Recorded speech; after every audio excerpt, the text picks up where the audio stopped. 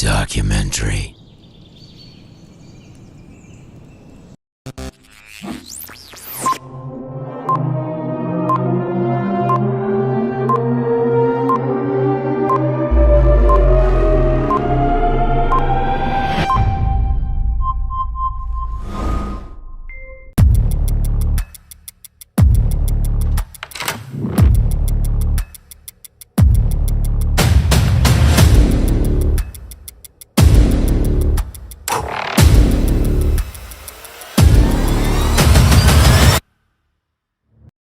Demokrasi apa yang diterapkan di Indonesia?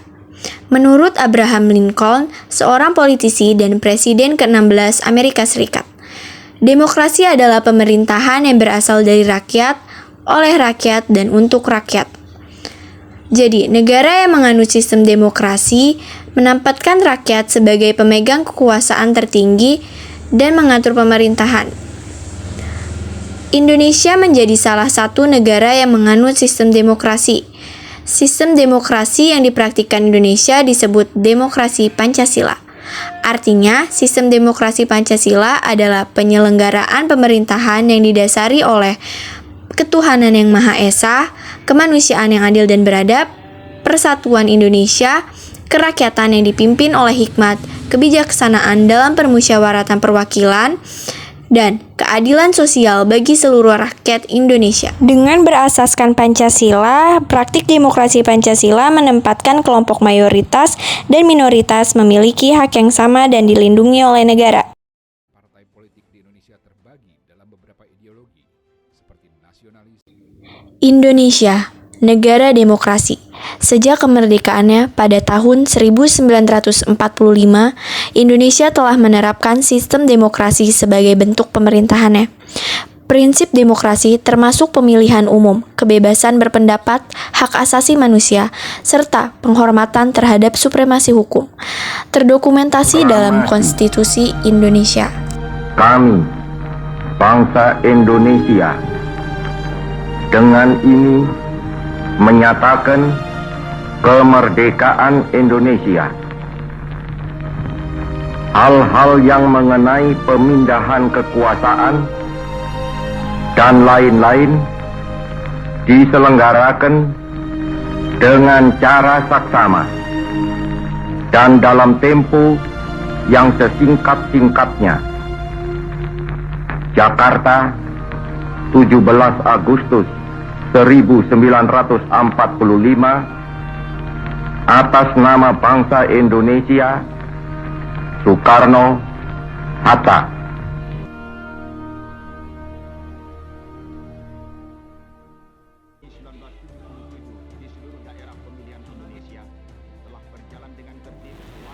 Berikut sejarah singkat pemilihan presiden di Indonesia dari presiden ke-1 hingga ke-7.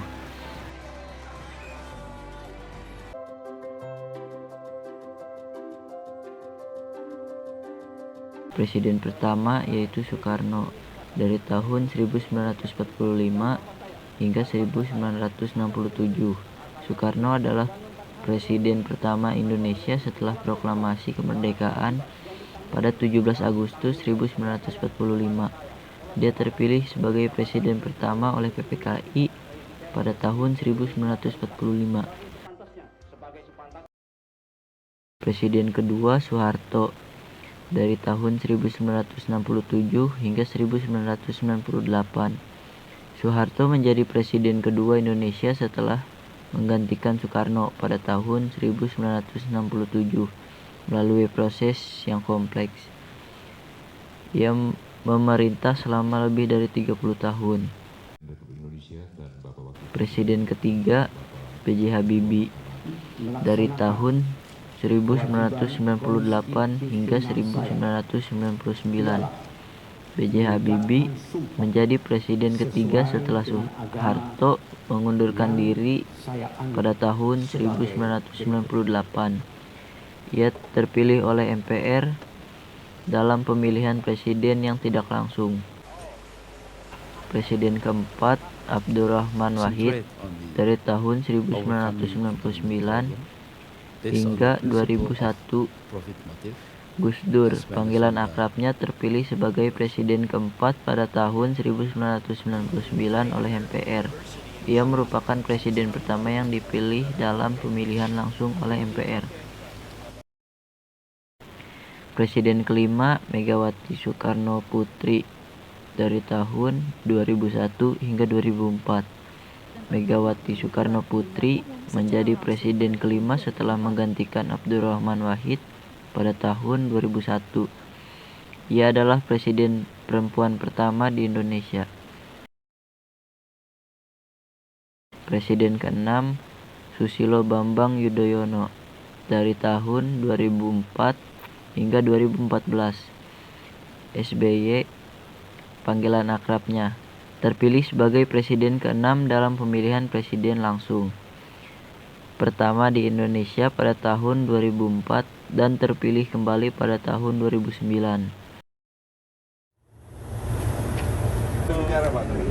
Presiden ke-7, Joko Widodo, dari tahun 2014 hingga sekarang.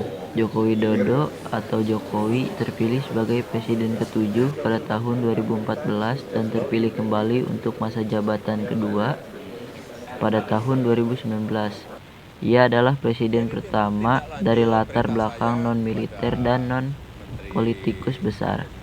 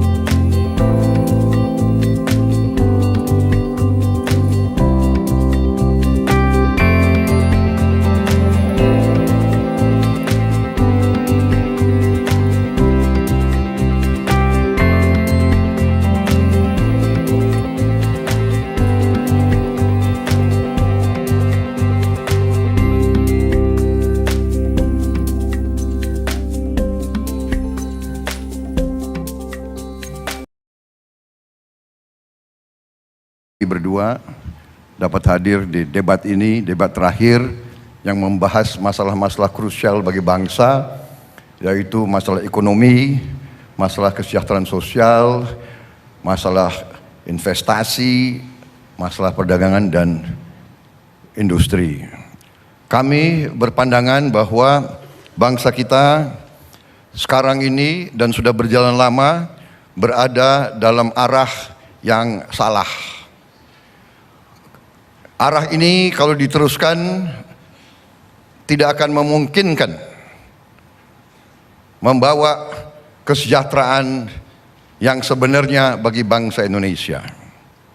Ini sudah terbukti bahwa kita telah menyimpang dari cita-cita pendiri bangsa kita. Dalam Undang-Undang Dasar 1945 sangat jelas rancang bangun ekonomi kita.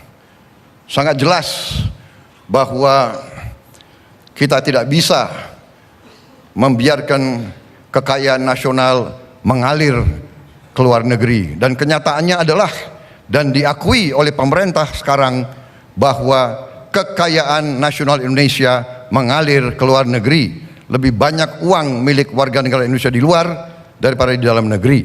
Kemudian telah terjadi deindustrialisasi. Kalau negara lain industrialisasi, kita deindustrialisasi. Sekarang bangsa Indonesia tidak produksi apa-apa. Kita hanya bisa menerima bahan produksi dari bangsa-bangsa lain. Ini keliru, ini harus kita rubah. Prabowo Sandi mempunyai strategi untuk merubah. Kami menilai bangsa ini sekarang menyimpang dari filosofi, kemudian tidak punya strategi pembangunan. Terima kasih Pak Prabowo. Bismillahirrahmanirrahim. Negeri kita sangat kaya raya, alhamdulillah. Kampanye 8 bulan, lebih di 1.550 kunjungan saya bertemu dan mengharu biru rakyat menebarkan semangat optimisme. Rakyat menitipkan amanah bahwa keluh kesah dari kaum ibu, emak-emak, dari milenials, anak muda, bapak-bapak, petani, nelayan, guru honorer, para pekerja, semua menginginkan tema hari ini, yaitu tema ekonomi, menjadi tema utama dan kita sebut sebagai referendum ekonomi. Kami melihat dan mendengar langsung dari masyarakat bahwa kita perlu kerja keras, kerja cerdas, kerja tuntas, dan kerja ikhlas. Ekonomi yang bertumbuh sekarang belum dirasakan oleh masyarakat karena lapangan pekerjaan belum tercipta. Pertumbuhan 5% yang sekarang kita sebut sebagai jebakan 5% dikeluhkan oleh Ibu Nurjanah di Langkat, Sumatera Utara. Ibu Nurjanah menyatakan bahwa sepi sekarang pembeli yang datang ke tokonya yang ada di pasar tradisional. Kami merasa bahwa ekonomi harus bertumbuh dengan memberi kesempatan membuka lapangan kerja dan memastikan harga-harga bahan pokok terjangkau. Sehingga beban hidup terutama yang dirasakan oleh ibu-ibu masyarakat tidak membebani. Prabowo Sandi berkeyakinan dengan membuka lapangan kerja dan menjaga harga bahan pokok kita akan bisa menang. Waktunya habis. Terima kasih. Selanjutnya kita ke paslon nomor urut 01, Bapak Joko Widodo dan Pak Kiai Haji Ma'ruf Amin. Waktunya 4 menit, dimulai dari saat Anda berbicara, silahkan. Bismillahirrahmanirrahim. Assalamualaikum warahmatullahi wabarakatuh.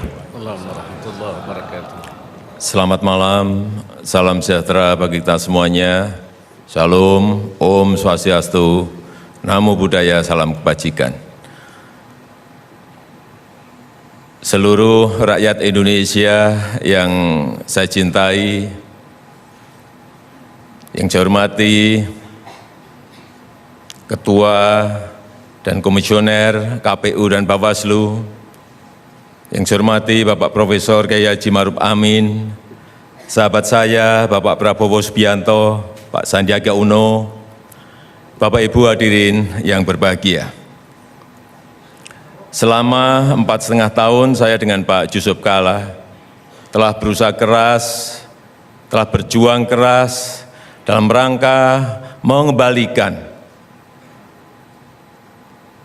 watak asli dari pembangunan di negara kita Indonesia, yaitu tidak bertumpu kepada pertumbuhan ekonomi saja, tetapi juga bertumpu kepada pemerataan. Karena pertumbuhan ekonomi tanpa pemerataan adalah sebuah ketimpangan. Baik itu ketimpangan antara kaya dan miskin, ketimpangan antar wilayah, dan juga akan menyebabkan yang namanya ketidakadilan. Oleh sebab itu, kami membangun infrastruktur tidak di Jawa saja, tidak Jawa sentris, tetapi Indonesia sentris. Untuk apa? Dengan infrastruktur itu, kami ingin ada titik-titik pertumbuhan ekonomi baru di luar Jawa. Baik berupa kawasan industri kecil, baik berupa kawasan ekonomi khusus, baik berupa kawasan ekonomi khusus pariwisata yang juga akan berefek, berimbas pada barang-barang kerajinan yang dihasilkan oleh desa. Dan juga kami ingin terus memperjuangkan kemandirian ekonomi Indonesia. Oleh sebab itu, sumber daya alam strategis yang sebelumnya dikelola oleh asing dikuasai negara, seperti Blok Mahakam, Blok Rokan, dan juga Freeport. Kemandirian ini sangat penting sekali, karena dengan kemandirian ini, ekonomi yang adil dan kesejahteraan masyarakat akan bisa kita lakukan. Kemudian di bidang kesejahteraan sosial, kami nanti juga akan mengeluarkan yang namanya Kartu Indonesia Pintar seperti ini. Yang kita harapkan dengan kartu ini, anak-anak dari keluarga yang tidak mampu bisa berkuliah, baik di akademi maupun di perguruan tinggi. Yang kedua, kami juga mengeluarkan kartu prakerja. Dan dengan kartu prakerja ini, kita akan lakukan pelatihan-pelatihan, training-training baik di dalam negeri maupun di luar negeri bagi lulusan SMA, SMK, akademi, perguruan tinggi maupun korban-korban PHK. Yang terakhir, kami juga akan mengeluarkan kartu sembako murah yang kita harapkan ibu-ibu dapat membeli sembako dengan harga yang sudah didiskon oleh pemerintah karena ini akan kita subsidi. Saya rasa itu yang bisa saya sampaikan. Masih ada waktu, Pak? Akan ditambahkan? Waktu habis. Boleh hadirin untuk memberikan tepuk tangan yang paling meriah untuk kedua pasangan calon presiden dan wakil presiden.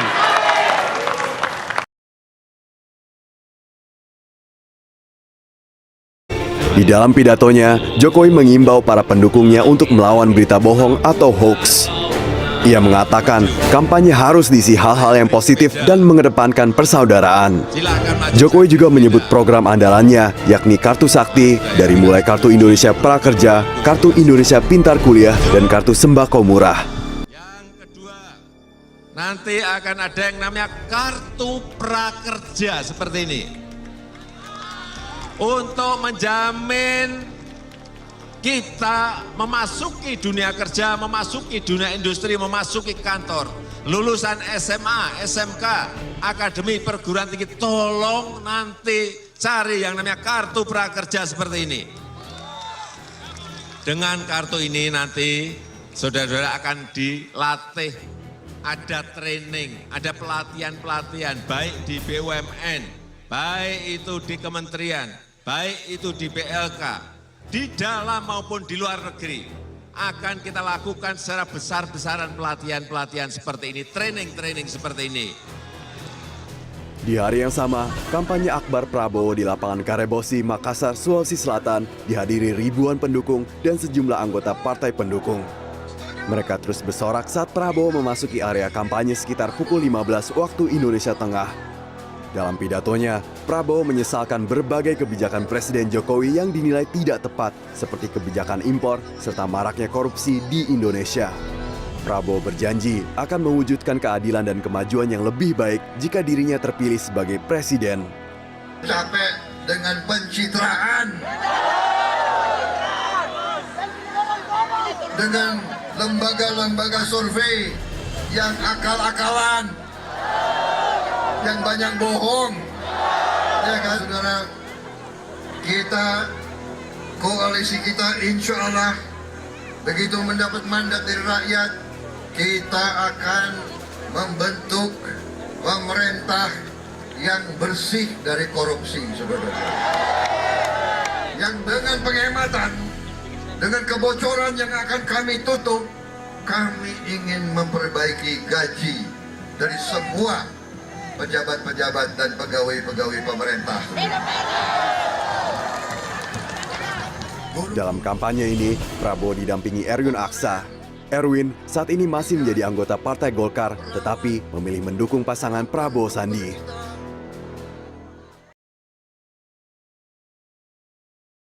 Kedua, kita akan lanjutkan kembali. Kita masuk ke bagian kedua.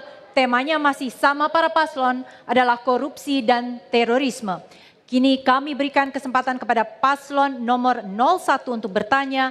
Silakan, waktunya adalah 1 menit dari kata pertama yang diucapkan.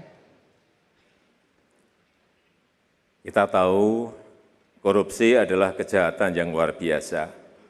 Bahkan Pak Prabowo pernah mengatakan bahwa korupsi di Indonesia sudah stadium 4, meskipun ini saya nggak setuju. Tapi menurut ICW,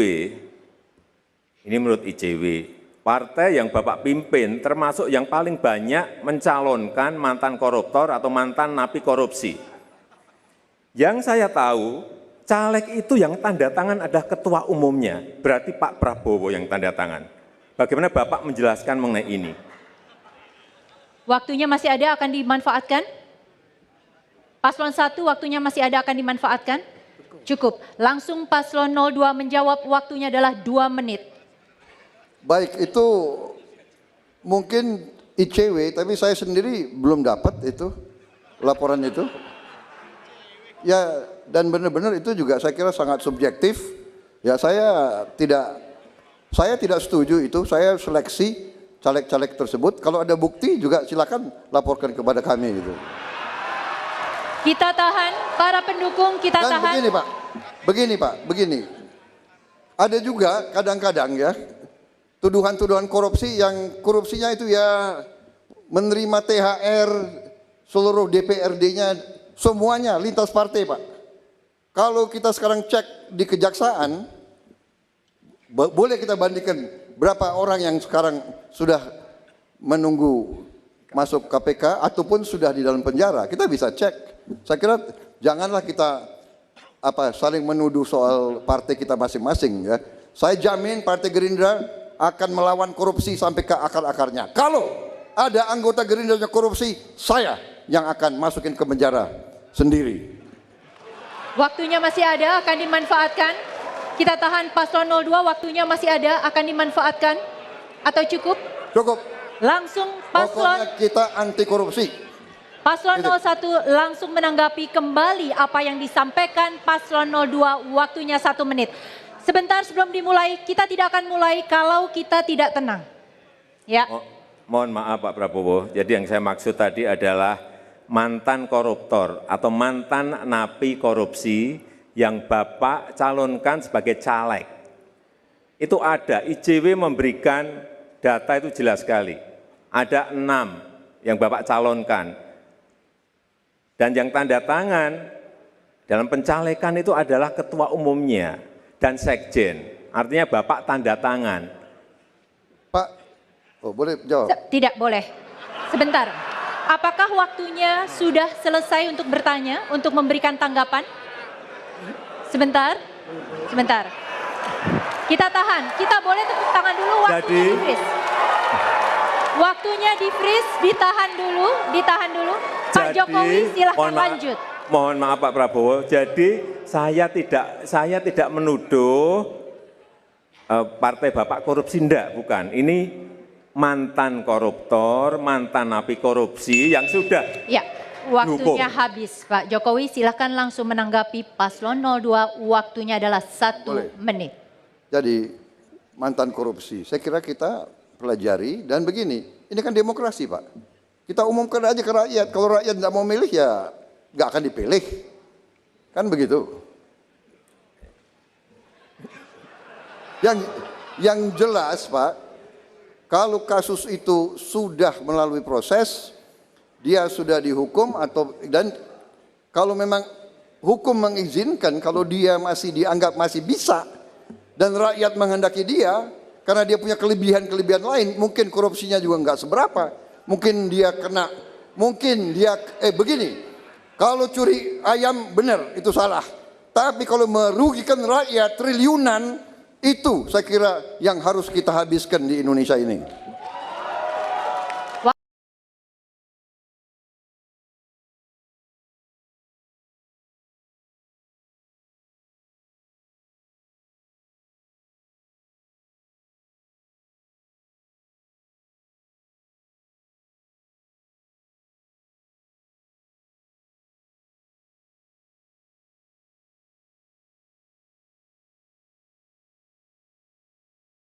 Atau total 55,50%. Sedangkan pasangan Capres-Cawapres Prabowo Sandi mendapatkan suara 68.650.239 suara atau sebesar 44,50%. Total suara sah yang telah dihitung KPU sebanyak 154.257.601.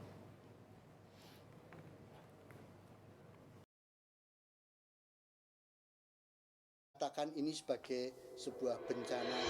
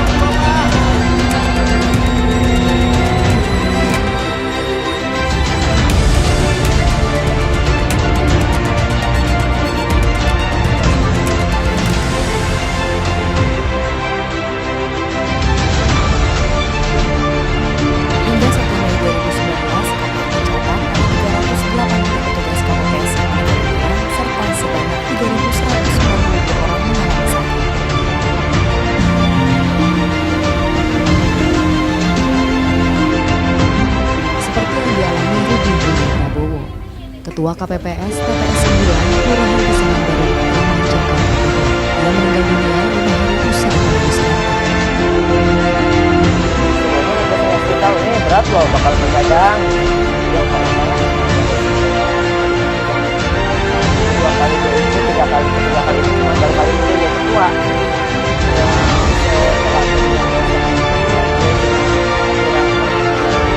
Palak layangan. Baik Pak, boleh bertanya? Oh ya boleh. Oke, bagaimana pendapat Bapak tentang proses pemilu 2019? Apakah menurut Bapak itu berjalan dengan baik atau ada kekurangan yang signifikan? Ya secara teknis sih berjalan dengan baik semuanya ya. Nggak ada konflik, semua yang terpilih menjabat. Terus juga berjalan pemerintahan. Cuma mungkin bagi masyarakat yang kandidatnya tidak menang ya, atau tidak terpilih ya tentunya ganjilan tetap ada ya. Tapi secara teknis sukses dan pemerintahan berjalan gini. Untuk hasil pemilu 2019 Bapak puas gak? Ya dalam artian kalau kita melihat dari keadaan ya puas, semuanya berjalan dengan baik ya. Walaupun mungkin ya ada beberapa yang pilihan saya nggak jadi ya, tapi itu semua hal biasa dalam demokrasi gitu ya. Tapi secara teknis puas lah. Puas. Baik Pak, untuk pertanyaan selanjutnya, apa saran Bapak untuk para remaja atau calon-calon yang akan memilih di pemilu setelah 2019 ini agar lebih terbuka terhadap pemilu yang akan datang? Ya tentunya dengan memilih para pemilih yang mempunyai rekam jejak baik, ya mempunyai rekam jejak baik dan juga mempunyai kebijakan-kebijakan yang bisa membawa anak muda itu mempunyai masa depan yang lebih baik, gitu ya. Dan setiap kandidat atau calon, tentunya kalau zaman sekarang kelihatannya janji sulit dipegang, tapi rekam jejak yang kemarin mereka lakukan itu bisa menjadi pertimbangan untuk para pemuda atau pemudi untuk memilih calon pemimpin berikutnya, seperti itu. Oke Pak, untuk pertanyaan terakhir, di kasus, maksudnya di pemilu 2019 lalu kan ada kasus yang lumayan cukup heboh ya di Indonesia. Seperti contohnya kasus yang banyaknya panitia pemilu itu banyak yang meninggal. Tanggapan Bapak itu bagaimana? Ya sebetulnya itu kalau menurut tanggapan saya memang pemerintah tidak melakukan perhitungan yang baik ya, di mana seorang petugas TPS itu bekerja 48 jam ya. Jadi dari pagi dan pagi hari ini sampai pagi hari berikutnya itu tentunya menguras fisik ya para petugas, dan tentunya ini untuk tahun berikutnya harus diperhitungkan apakah pemilunya 2 kali putaran, maksudnya 2 kali ya, minggu pertama memilih ini, minggu kedua memilih ini, tapi jangan sekaligus di hari yang sama memilih yang segitu banyak. Akhirnya petugas TPS mengalami penurunan fisik ya, akhirnya mengalami banyak yang tewas. Nah itu sebaiknya diperhitungkan kembali supaya pemilu itu yang besok itu tidak terlalu padat pelaksanaannya, karena kasihan para petugasnya seperti itu. Oke, untuk pertanyaan terakhir mungkin ya, apa harapan Bapak terhadap pemerintah dan anggota parlemen yang terpilih setelah pemilu 2019 untuk pemilu selanjutnya? Harapan saya adalah mempunyai kebijakan yang memberikan kesejahteraan bagi masyarakatnya, memberikan rasa aman, karena bagaimanapun juga Indonesia itu negara kepulauan. Tanpa kesejahteraan yang baik, tanpa memberikan rasa aman yang baik, itu rentan perpecahan. Ya, rentan perpecahan, rentan tidak percaya kepada pemerintah, rentan juga kita mengalami disusupi oleh bangsa asing yang mempunyai kepentingan di negara kita. Kalau pemerintah tidak bisa memberikan rasa aman dan kesejahteraan yang baik. Jadi janjinya harus dilaksanakan dan benar-benar berpikir demi kepentingan rakyat. Karena mereka dari mulai baju, ongkos, honornya itu dibiayai oleh rakyat. Jadi rakyat memegang kedaulatan negara sebetulnya, itu seperti itu. Oke, terima kasih Bapak. Mohon maaf mengganggu waktunya.